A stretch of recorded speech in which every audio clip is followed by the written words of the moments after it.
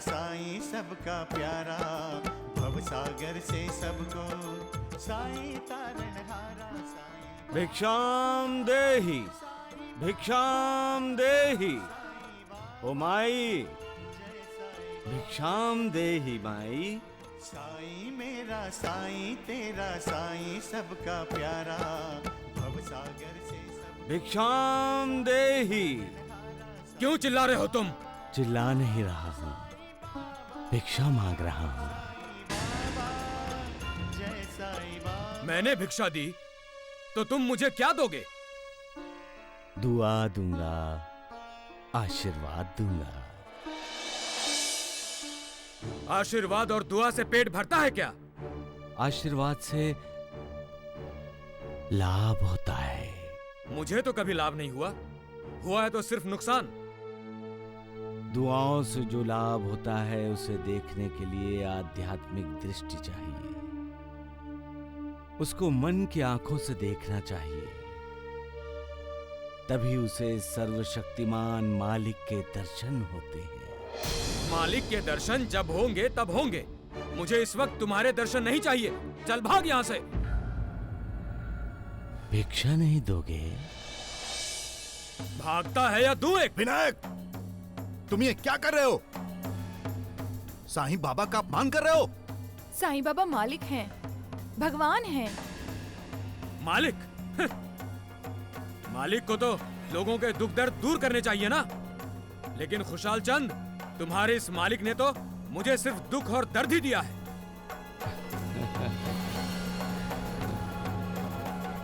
तुम होश में तो हो विनायक? होश तो अब उड़ गए हैं मेरे। मुझे भगवान पर विश्वास ही नहीं रहा अब, और इस साईं बाबा पर विश्वास कैसे रहेगा? इसी की वजह से आज मेरी पत्नी अपाहिज हुई है। खुशाल चंद, तुम्हारे ये साईं बाबा कुछ दिन पहले इसी तरह भिक्षा मांगने मेरे दरवाजे पर आए थे। भिक्षाम देहि माई। और मेरी पत्नी विमला इसे भिक्षा देने गई। विमला!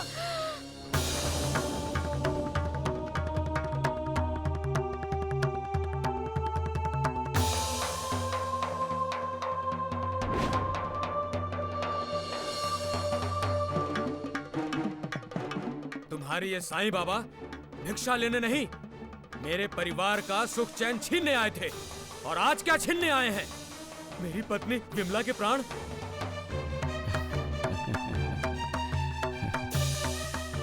उसे कहो खुशाल चंद मेरे घर के सामने ना आए। चले जाओ यहां से।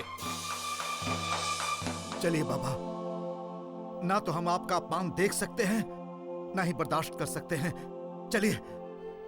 खुशाल चंद, कभी कभी मालिक भक्तों के दरवाजे पर दस्तक देता है कुछ लेने के लिए, और कभी कभी कुछ देता भी है। जो लेता है वो अपने भक्तों के दुख दर्द, उनकी दुर्दशा, उनकी बदनसीबी, उन पर गिरने वाले संकट की बिजली भी अपनी झोली में डाल लेना चाहता है। मालिक अपनी तरफ से पूरी कोशिश करता है होनी को अनहोनी में बदलने की, ताकि उसका भक्त बच जाए। ये जानते हुए भी कि होनी को अनहोनी में नहीं बदला जा सकता, ये जानते हुए भी कि जो कुछ भी होता है उसी के नियमों के अनुसार ही होता है। अपने कर्मों का फल हर किसी को भुगतना ही पड़ता है खुशाल चंद। मालिक भी उसमें हस्तक्षेप नहीं कर सकता। इसीलिए तो कहते हैं होनी होकर रहती है।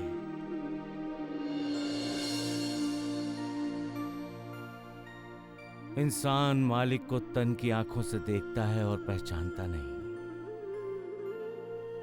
मालिक इंसान के दरवाजे पर दस्तक देता है, अपने भक्त को राहत देना चाहता है, परंतु समय बड़ा बलवान है खुशाल चंद। इंसान कुछ क्षणों की देरी करता है और कर्म बंधन से अपने जिस भक्त को मालिक छुटकारा दिलाना चाहता है वही भक्त उस कुछ क्षणों की देरी की वजह से अपने कर्मों के बंधन में बंध जाता है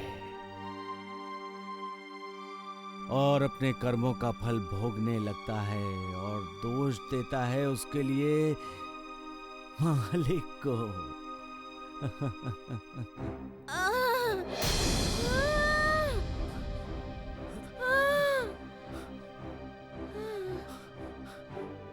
विमला, विमला, क्या हुआ तुम्हें? विमला, दर्द हो रहा है? कुछ तो बोलो विमला। क्यों चीखी तुम? तुम क्या बोल रही हो? मैं कुछ समझ नहीं पा रहा हूं विमला। विमला, कुछ तो बोलो विमला, कुछ तो बोलो विमला, कुछ तो बोलो। मत रो माँ, मैं समझ गया हूँ तुम्हें क्या चाहिए। तुम जैसा चाहती हो माँ, मैं वैसा ही करूँगा। पिछली बार आप साईं बाबा को भिक्षा नहीं दे पाई थी ना, इसीलिए आप बीमार पड़ गई ना।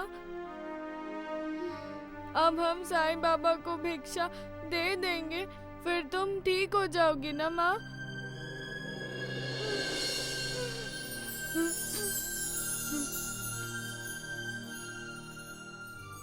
खुशहाल जीवन। कभी कभी मालिक भक्तों के दरवाजे पर दस्तक देता है कुछ लेने के लिए, और कभी कभी कुछ देता भी है। जो लेता है वो है उसके दुख, दर्द, उनकी दुर्दशा, उनकी बदनसीबी। इंसान कुछ क्षणों की देरी करता है और कर्म बंधन से अपने जिस भक्त को मालिक छुटकारा दिलाना चाहता है वही भक्त उस कुछ क्षणों की देरी की वजह से अपने कर्मों के बंधन में बंधा जाता है और अपने कर्मों का फल भोगने लगता है और दोष देता है उसके लिए मालिक को।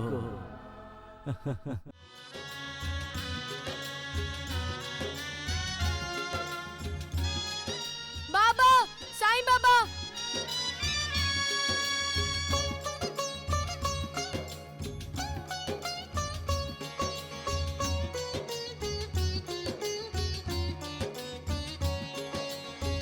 दीन दुखी के नाथ है साईं, सब भक्तों के साथ है साईं। जय साईं राम, जय साईं श्याम, जय साईं राम। दीन दुखी के नाथ है साईं, सब भक्तों के साथ है साईं। अमृत की बरसात है साईं, अमृत की बरसात है साईं। सब पे करे उपकार।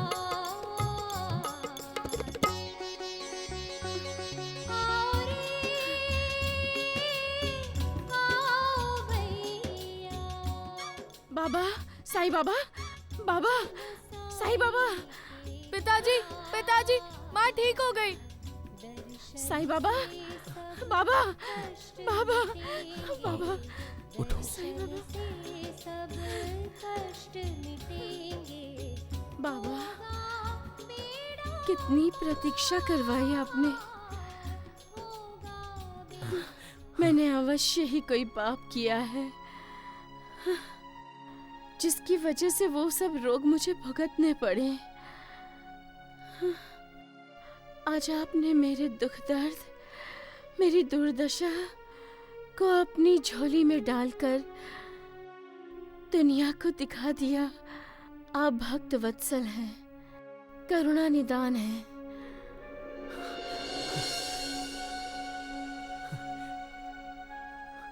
बाबा, बाबा, बाबा, हमें क्षमा कीजिए बाबा। बाबा, आपकी कृपा हम पर बनी रहे बाबा। बाबा, अपनी कृपा दृष्टि से इसी तरह हमें और हमारी गलतियों को माफ कर दीजिएगा बाबा।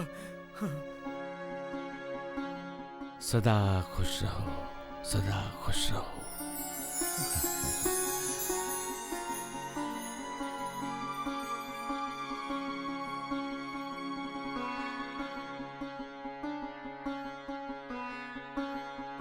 सबका मालिक हे।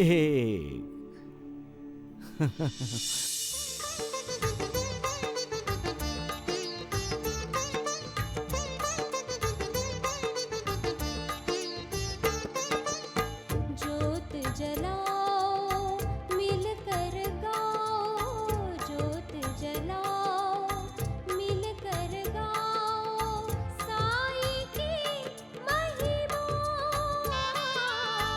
साईं की महिमा, साईं की महिमा। ज्योत जलाओ मिलकर गाओ, ज्योत जलाओ मिलकर गाओ, साईं की महिमा, साईं की महिमा, साईं की महिमा। ज्योत जलाओ मिलकर गाओ।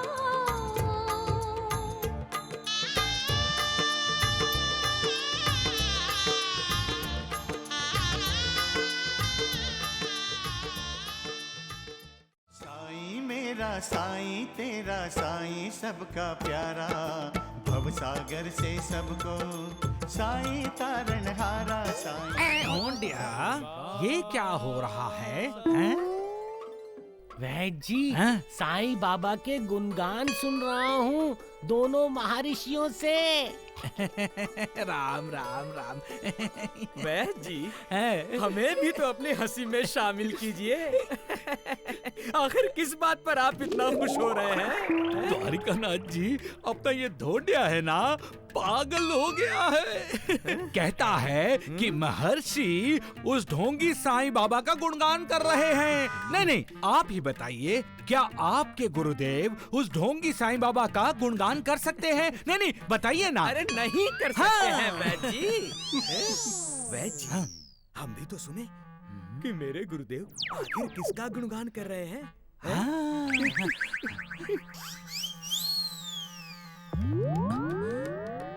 सावधान महर्षि। हाँ महर्षि। ढोंडिया ने हमें इशारा किया है। अच्छा।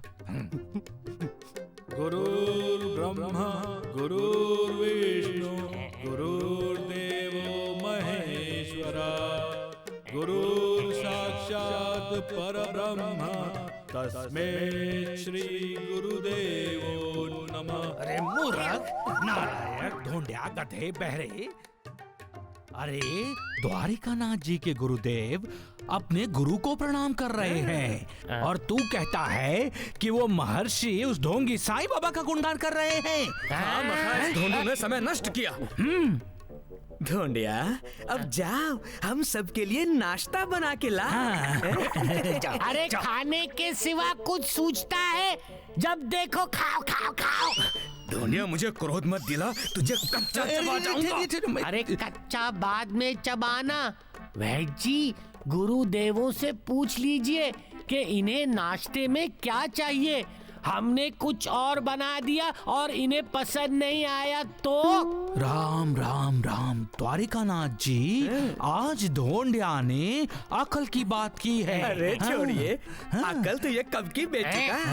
गुरुदेव तो मेरे हैं, मैं पूछता हूँ जाकर। उन्हें पूछने के लिए वक्त ही नहीं मिला शिवू। पूछने से पहले ही दोनों महर्षि वैद्य जी के घर चले गए और अब स्थिति ऐसी है कि उन्हें यदि पूछना है तो हमें वैद्य जी के घर जाना होगा। तो हमें वैद्य जी के घर चलना चाहिए गुरुजी। क्या? वैद्य जी के घर? नहीं नहीं सुशीला, वो इंसान छली है, कपटी है। जहां छल हो, कपट हो, वहां मेरा जाने का मन नहीं करता। द्वेष, क्रोध, लोभ, मोह, ये सभी एक प्रकार का विकार है गुरुजी। साईं बाबा ने यही बातें कही थी ना। उन्होंने कहा था अगर सत्संग का लाभ लेना है तो हमें इन सभी विकारों से बचना चाहिए। हाँ सुशीला, तुमने ठीक कहा। वैद्य जी चाहे जैसे भी हो, हमें उनके व्यवहार पर नहीं जाना चाहिए। वो आगे आने दो। प्रणाम गुरुदेव। हमारा भी प्रणाम स्वीकार हो। तुम सबका कल्याण हो वत्स। द्वारिकानाथ जी, गुरुदेवों से जल्दी पूछिए ना, मुझे भूख लग रही है। धोंडू, तुम्हें भूख लगी है? तुम तो कुछ खाते नहीं हो। द्वारिकानाथ, तुम हमारे परम शिष्य हो। शिष्य। तुम्हें देखते ही हमारा मन प्रसन्न हो जाता है। हाँ, बच्चे की तरह गोल मटोल है इसलिए ना। गुरुदेव, आप क्या नाश्ता करेंगे? अर्थात तुमने हमारा नाश्ता नहीं बनाया? भोलेनाथ, नहीं। भिक्षा तो मांग कर लाई होगी द्वारकानाथ। भिक्षा? तुम भूल रहे हो मंद बुद्धि द्वारकानाथ कि हम भिक्षा मांग कर ही अपना आहार ग्रहण करते हैं। बम बम भोले। तुम अभी इसी वक्त भिक्षा मांगने के लिए घर घर जाओ द्वारकानाथ, और हमारे लिए सिर्फ 5 घरों से भिक्षा लेकर आओ। और यदि 5 घरों से भिक्षा नहीं मिली तो न हम भोजन ग्रहण करेंगे और न ही हमारे ये शिष्य हमारे साथ भोजन ग्रहण करेंगे। बम बम भोले, बम बम भोले। राम राम राम, मतलब हम भी भोजन नहीं कर सकते? जी, द्वारिकानाथ जी को जल्दी भिक्षा मांगने भेजिए ना। 5 घरों से भिक्षा लाएंगे तब हम खाएंगे, नहीं तो भूखे रह जाएंगे। बम बम भोले। इसका अर्थ है नूर बहन कि हमें वैद्य जी के घर जाकर उन दोनों महर्षियों के दर्शन करने चाहिए। हाँ, वो तो ठीक है, परंतु वहां जाने पर हमें उस पाखंडी द्वारिकानाथ के भी तो दर्शन करने पड़ेंगे, जो हम नहीं चाहते। वैद्य जी, लगता है आज हमें भूखा ही रहना पड़ेगा। क्यों? अरे नालायक, विठल माउली की कृपा से हमारे घर में अन्न की कोई कमी है क्या? है? नहीं, कमी तो नहीं है, लेकिन जब तक द्वारिकानाथ जी भिक्षा मांगकर नहीं लाएंगे हम कुछ खा नहीं पाएंगे ना। अरे सत्य वचन ढूंढया, सत्य वचन। वैद्य जी, भूख के मारे मेरे पेट में चूहे फुदक फुदक करके दौड़ रहे हैं और गधे ढेंचू कर रहे हैं। आपके पेट में तो शेर दौड़ रहे होंगे। हाँ ढूंढया। द्वारिकानाथ जी, अरे आप अभी तक यही हैं? आप गए नहीं अपने गुरुदेवों के लिए भिक्षा मांगने? हाँ? अरे आप भी कमाल कर रहे हैं वैद्य जी। अरे मैंने कमाल किया और मुझे ही नहीं पता? क्या कमाल किया मैंने? अरे मेरे गुरुजनों को क्या सपना आएगा कि मैं भिक्षा मांगने गया हूँ या नहीं? क्या मतलब? अरे पहले नाश्ता बन जाने दीजिए। जब नाश्ता बन जाएगा तो मैं वही नाश्ता अपने गुरुओं के समक्ष पेश कर दूंगा कि यही मिला है भिक्षा में, खा लीजिए। अरे वाह वाह वाह, धन्य है आप द्वारिकानाथ जी, प्रणाम। किंतु भगवान, आपके गुरुओं को अगर असलियत का पता चल गया तो? छोड़ो जीवा जी, मेरे गुरुजन कौन से अंतर्यामी है जो जान जाएंगे कि मैं नाश्ता भिक्षा में लाया हूँ या यहीं बना है? वत्स, ढोंडू, तनिक शिष्य, द्वारिकानाथ को अंदर भेजो। अरे गुरुदेव, आपके शिष्य द्वारिकानाथ जी भिक्षा मांगने गए।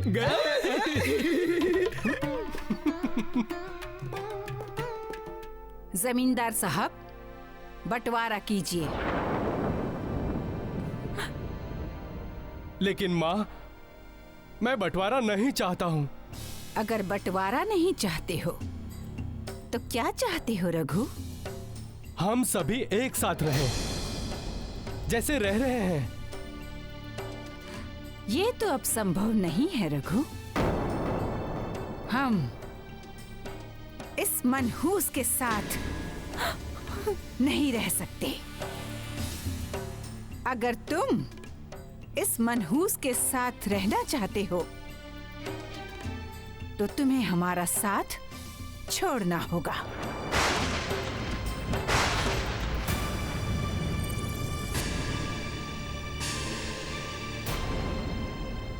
अगर ऐसा ही है माँ, तो मुझे बंटवारा मंजूर है। बंटवारा? रघु, तुम ये क्या कह रहे हो? वही कह रहा हूं भैया, जो आप सभी चाहते हैं, जो माँ चाहती है।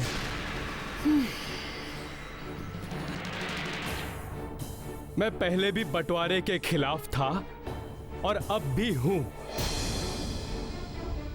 लेकिन बात अब मेरी पत्नी के मान सम्मान की है। मेरी पत्नी मेरा अभिमान है माँ। उसका मान और सम्मान ही मेरे लिए सब कुछ है। उस मान सम्मान के लिए मुझे बंटवारा मंजूर है। लेकिन बंटवारा मुझे मंजूर नहीं है जी। जानकी, मैं नहीं चाहती हूं कि आप अपने परिवार से अलग रहें। मैं मायके चली जाऊंगी। मुझसे अलग रहोगी? लेकिन मैं तुमसे अलग नहीं रह सकता जानकी। मुझे माँ और पिताजी के बंटवारे का फैसला स्वीकार है, लेकिन तुमसे अलग रहना स्वीकार नहीं है। इसलिए तुम कहीं नहीं जाओगी, मेरे पास ही रहोगी, मेरे साथ रहोगी, मेरा साथ दोगी।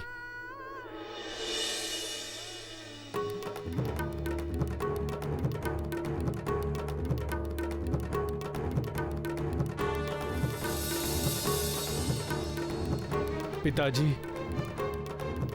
बंटवारे के बारे में तुम्हारी माँ ही तुम्हें बताएगी रघु। तुम अपने फैसले पर अडिग हो रघु?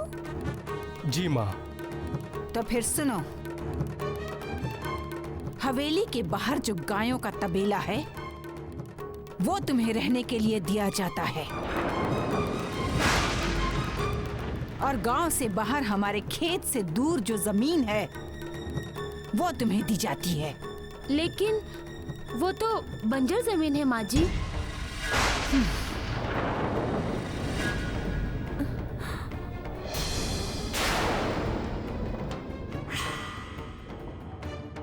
मुझे स्वीकार है भाभी।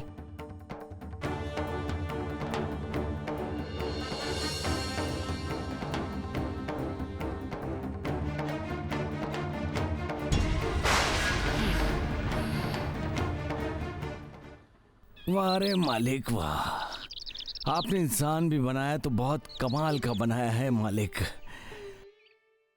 अपने ही अपनों को पराया बना देते हैं, उससे ईर्ष्या भी करते हैं, और ईर्ष्या भी इस हद तक मालिक कि अपने ही बच्चों का सुख भी कोई अहमियत नहीं रखता।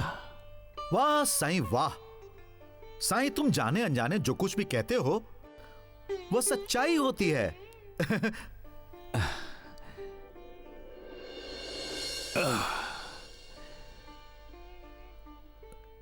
गुरुदेव, सब आप ही की तो कृपा है ना। राता में तो तुम्हारी ही कृपा के चर्चे हैं साईं, और तुम मेरी कृपा की बात करते हो। मैं समझा नहीं गुरुदेव। साईं, राहता के लोग कहते हैं कि साईं बाबा की झोली में भिक्षा डालते ही विमला की बीमारी भाग गई। ये तो लोगों का प्यार बोल रहा है गुरुदेव, करने वाला तो वो मालिक है। विमला ठीक हुई है तो इसमें भी मालिक की कोई लीला है। बनाता भी वही है और बनाया हुआ बिगाड़ता भी वही है। उसका खेल भी निराला है गुरुदेव। सब उसी की लीला है कि जब एक औरत मां नहीं बनती तो रोती है, कलपती है, हर उस द्वार पर जाकर माथा टेकती है जहां उम्मीद हो। लेकिन वही एक मां एक दिन अपनी ममता का गला घोटकर अपने अहंकार के लिए बंटवारे की दहलीज पर खड़ी हो जाती है। वाह साईं, वाह वाह। और वो बंटवारा एक के हिस्से सुजलाम सुफलाम से भरी जमीन देता है तो दूसरे के हिस्से बंजर जमीन। इंसान मालिक की शक्ति को नहीं पहचानता। अगर उसकी कृपा हुई तो बंजर जमीन में भी फसल उग सकती है और फसल उगाने वाली जमीन भी बंजर हो सकती है। तुमने ठीक कहा साईं, शांति और समाधान ही परिवार के कहने हैं। लेकिन वही इंसान अहंकार को अपना अलंकार मानकर उसी शांति और समाधान को ध्वस्त कर देता है। और जो दिल टूट जाते हैं वो? टूटा हुआ दिल जुड़ता भी है गुरुदेव। एक मरहम मालिक ने बनाया है जो टूटे हुए दिलों को जोड़ता है, और वो मरहम है समय। सबका मालिक एक। अपने आंसू पोंछ लो जानकी, हमें अब अपने घर में जाना होगा। अपना घर? हाँ, अपना घर, जो हवेली के बाहर गायों का तबेला है, वही। जानकी, सब कुछ मेरी वजह से हो रहा है। हाँ, क्योंकि तुम ही मेरी सब कुछ हो। मुझे माफ कर दीजिए, मुझे माफ कर दीजिए आप। तुमने कोई अपराध ही नहीं किया है जानकी, फिर माफी किस बात की? अगर कोई अपराध भाव तुम्हारे दिल में है तो उसे तुम्हारे दिल से निकाल दो, वरना कमजोर पड़ जाओगी। जानकी, तुम मेरी शक्ति हो, मेरा साथ दो। हम दोनों मिलकर अपने नए घर को स्वर्ग बनाएंगे। आप जहां होंगी वही घर मेरा स्वर्ग होगा। तो जल्दी से अपना सामान बांध लो, फिर हमें अपने नए घर में जाना होगा।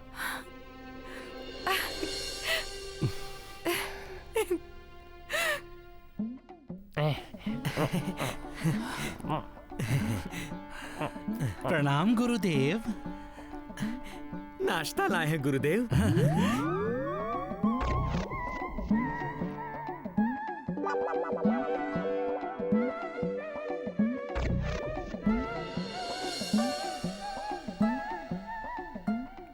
जी, गुरुदेव तो नाश्ते को छू भी नहीं रहे। इनसे कहिए जल्दी खा ले, मुझे भूख लग रही है। तुम चुप हो जाओ ढूंढिया। नाश्ता ग्रहण कीजिए गुरुदेव। हाँ हाँ, नाश्ता शुरू कीजिए गुरुदेव। बम बम बम बम भोले। ढोंडू, इसे उठाओ गुरुदेव, और गरीबों को खिला दो। द्वारकानाथ, तुम्हारी झूठ बोलने की आदत अभी तक गई नहीं, मंदबुद्धि। ये नाश्ता भिक्षा मांगकर लाई गई सामग्री का नहीं है। तुमने हमारा अपमान किया है, मंदबुद्धि। और वैद्य जी ने भी। अब हम यहाँ कभी नहीं रहेंगे। हम जाते हैं। अरे नहीं नहीं नहीं गुरुदेव, कहीं नहीं जाएंगे द्वारकानाथ जी, कहीं नहीं जाएंगे। और क्यों जाएंगे? अरे मेरे घर में इतने ज्ञानी ध्यानी पुरुष आए हैं और मैं उन्हें दूसरी जगह भेज दूं? कदापि नहीं, अशक्य। अरे राम राम राम राम। द्वारिकानाथ जी, आपने अपने गुरुओं के साथ बहुत गलत व्यवहार किया है। राम राम राम। अरे ये तो अंतर्यामी है, तो ये पहचान गए कि आप भिक्षा मांगने गए ही नहीं। अरे लेकिन वैद्य जी, आप भी कुछ नहीं, मेरा ताप मत बढ़ाइए। अभी आप शीघ्र जाइए भिक्षा मांगने। अरे ये तो महात्मा है, धर्मात्मा है, इन्हें मैं सूखा रखूं, भूखा रखूं? अरे सत्यानाश हो जाए। अरे आप अभी भी यही खड़ा है? अरे जाइए, शीघ्र जाइए, शीघ्र जाइए। वो भिक्षा की सामग्री भी लेकर आइए, जाइए। गुरुदेव, गुरुदेव, हमारे द्वारिकानाथ जी को क्षमा कीजिए। वो आप समझ रहे हैं ना, आप ही का चेला है। राम राम, बम बम भोले, बम बम भोले, बम बम भोले।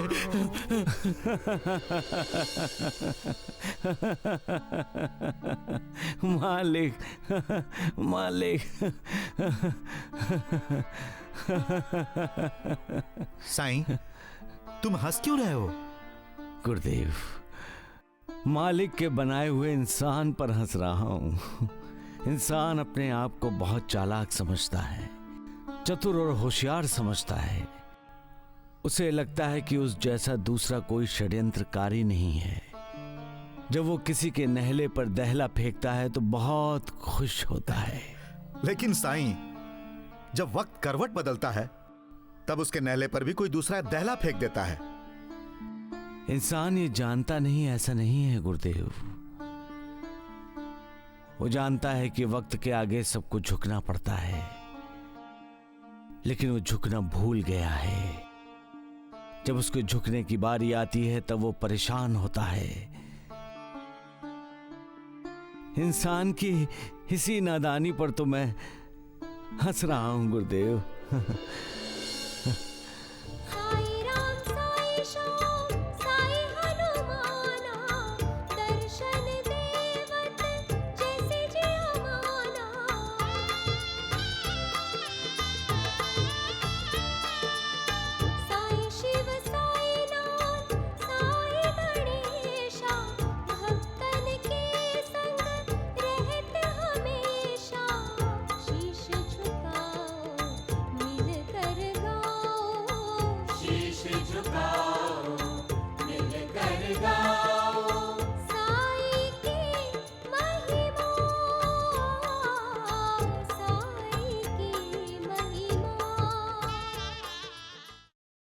आपकी मर्जी के बिना कुछ नहीं हो सकता है बाबा।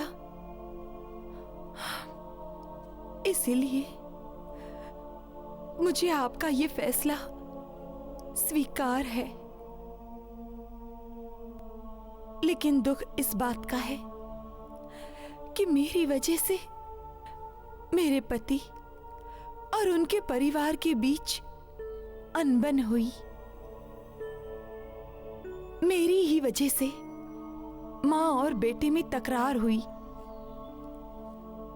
साईं बाबा, आप मुझे चाहे जितने दुख दे दें, परंतु मेरे पति को सदा सुखी रखिए।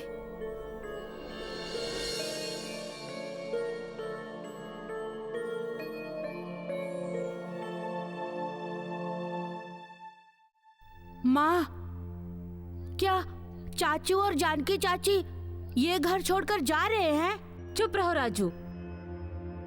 वो जा क्यों रहे हैं? मैं जाकर चाचू से पूछता हूँ। अगर तुम्हें भी उनके साथ जाना है तो तुम भी जा सकते हो। मैं जानता हूँ दादी, आप ही ने उन्हें जाने के लिए कहा होगा। राजू। दादी माँ, आप दुष्ट हैं, दुष्ट। राजू।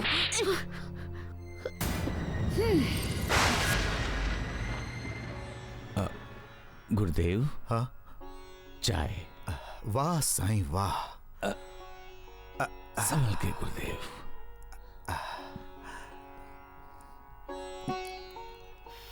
गुरुदेव, इंसान की जिंदगी में आने वाला हर तूफान चाय के प्याले में आने वाले तूफान की तरह होना चाहिए, जो इंसान को कोई खतरा पैदा न करे। उसे असुरक्षित महसूस न होने दे। साईं, चाय के प्याले में आने वाला तूफान चाय के प्याले से बाहर नहीं जाता। हाँ गुरुदेव, ऐसा तूफान घर की चार दीवारी के अंदर ही रहेगा और वहीं खत्म हो जाएगा। फिर न मतभेद होंगे, न मन में कड़वाहट पैदा होगी, न रिश्तों में दरार आएगी। और साईं, अगर चाय के प्याले में आने वाले तूफान ने भी अपनी हद पार कर दी तो इंसान की जिंदगी में प्रलय आ जाएगी गुरुदेव।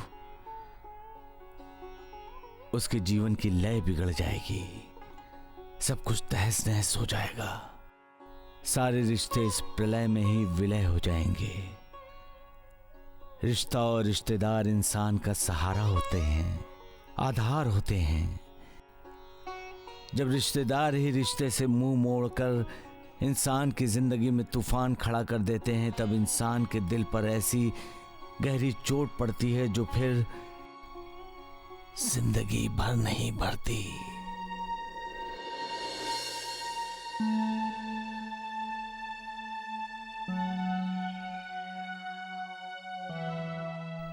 चाचू, चाचू, राजू, चाचू मत जाओ ना, चाची मत जाओ ना।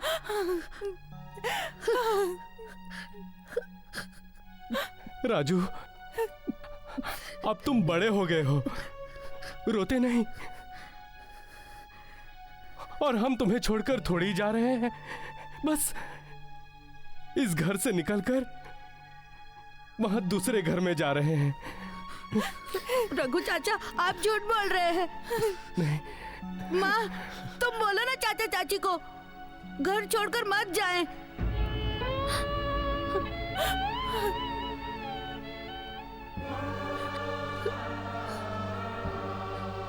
चाचू,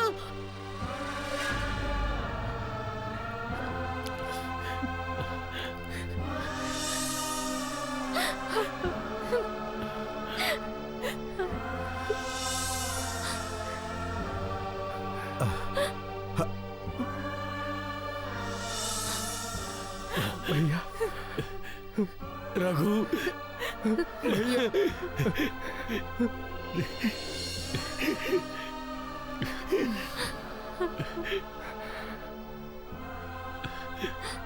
मेरे भाई,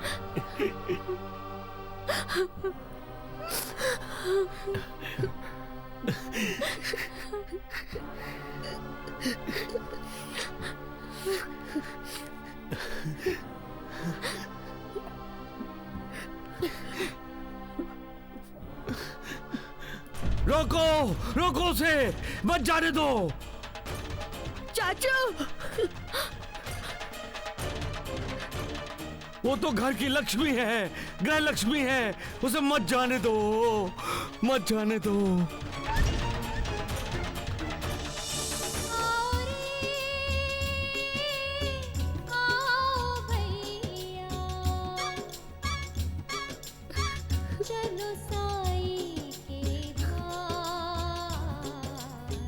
दर्शन से सब कष्ट मिटेंगे, दर्शन से सब कष्ट मिटेंगे, होगा बेड़ा पार,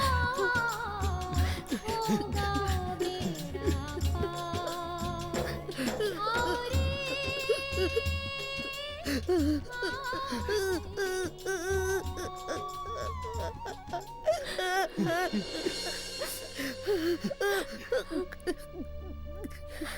ये तुम्हारा इंसान कैसा है मालिक, जो खुद अपने भाग्य को ठोकर मारता है।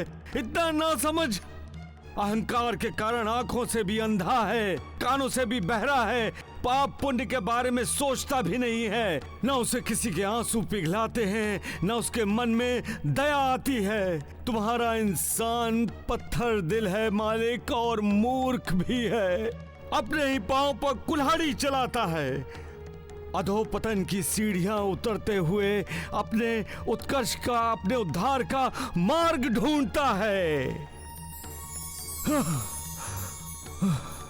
सबका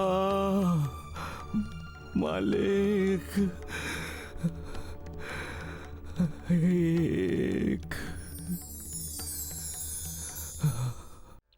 सबका मालिक